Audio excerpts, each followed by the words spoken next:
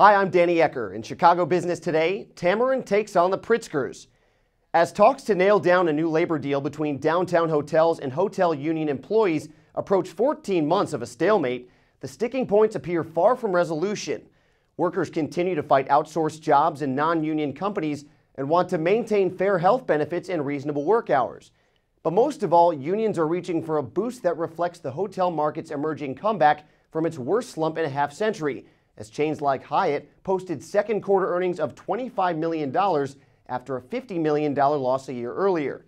And the man behind the effort, representing more than 6,000 Chicago hotel workers, is fired up. Hyatt is the big bad bully on the block. Look, our folks shared in the downturn. They worked harder, they had shorter hours, they got laid off. We're looking to share in the recovery, and that's what's being denied at this point.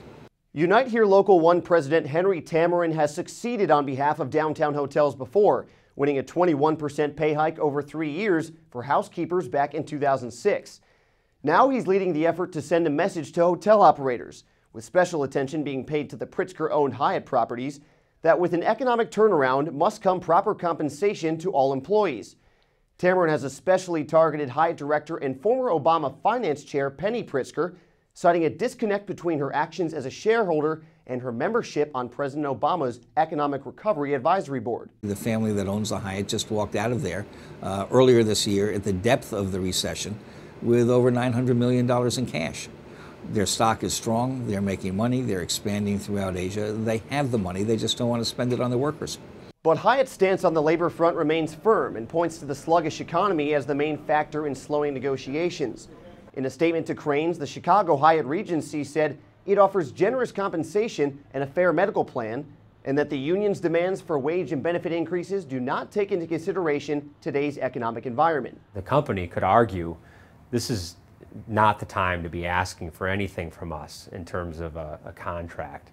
But the last several months have been pretty good in terms of occupancies and room rates. So every month that passes with improving numbers, the union's hand gets stronger at the bargaining table.